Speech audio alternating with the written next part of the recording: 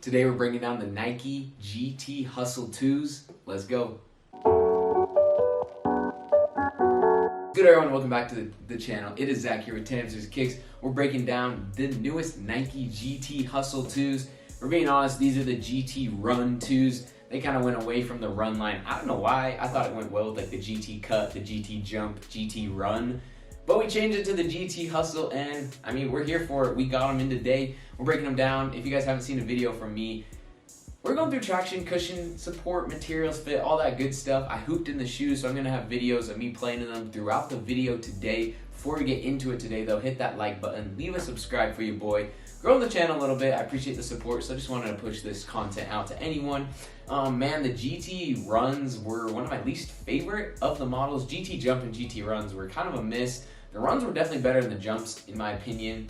And we got the new, I guess we're gonna have to call them the Hustle. So we got the GT Hustle 2s in today. So don't clown on me for getting this colorway to hoop in, but we got this crazy lime green colorway, GT Hustle 2s. One thing I didn't like at all about these is the price. These bad boys retailed at $170.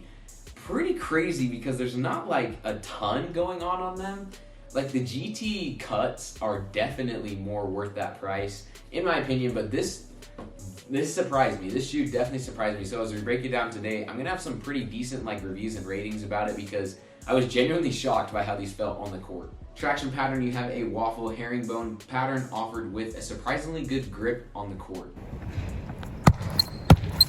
So the court feel is actually pretty crazy on these. I was so surprised. When I took them out of the box and I saw that outsole, I was like, wait a second. We kind of got this like, looks like a suction cup, kind of like traction pattern thing going on with the different pads. I was like, we'll see how this works because you're not going to get a lot of like dust pickup between the stuff or like collection. You might get some on the like tips of the pads, but it's not going to be like a ton. And like these things stuck on the floor. Like it was pretty grippy. They were cutting pretty good. And like for guard playing, I was kind of concerned about that ankle height with the cutting, but like it just like uniformly worked very well. So I was pretty surprised, and the traction pattern was really solid. The cushion, you have Zoom Air in the forefoot, which is becoming very popular. So you have full length foam, and then you have the Nike like Zoom Air in the forefoot. Very popular for like exploding, landing, stuff like that. So very popular to get a bag here in the forefoot, and like they're pretty solid. 170, I would have liked to see some things different. I don't know, maybe put a Strobel in them, be a little GT Cuts, but like the point of the Hustle model is kind of that quick, explosive movements, like for longevity as well. Like you're supposed to be able to play all game long in these bad boys and like just feel one with the court.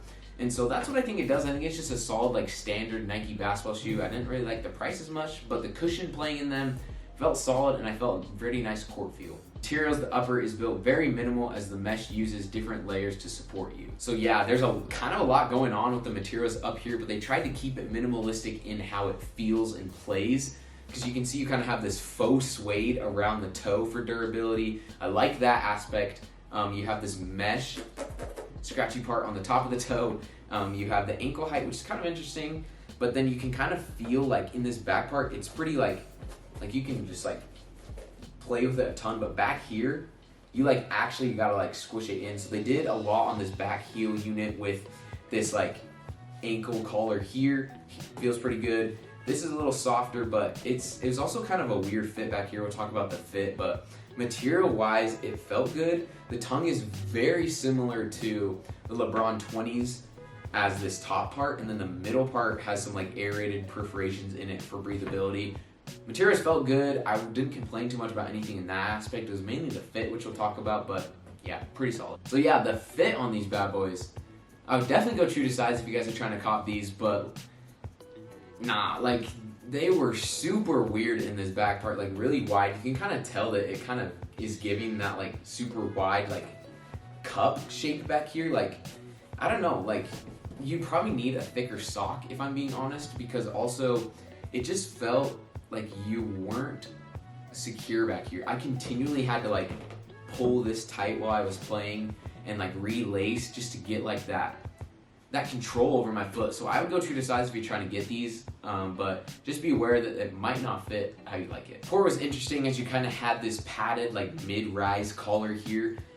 I would have liked to maybe see them cut. You see how it kind of goes from this neon to this white and black part. I would have liked maybe this padded collar part to be like just taken off and then add a different trim around there, which is like a lot thinner. Because I didn't really like it, and I think that kind of contributes to the weird fit of the shoe. I feel like this collar part goes too high, and so it adds a lot of extra dead space in this back heel part. So that's my opinion. With the support, it was like good, but it just didn't feel right on the back part of the shoe. Traction giving them actually surprising 8 out of 10, like maybe even 8.5, because they were really good. The bite was good. I'd probably say 8.5 because this is my favorite part of the shoe, honestly. So I loved it. I thought it felt really good playing in it. Cushion, 8 out of 10. I mean, it was solid combined with the traction. I feel like if the traction pattern wasn't as good, I wouldn't have liked it, but that's how I felt with that.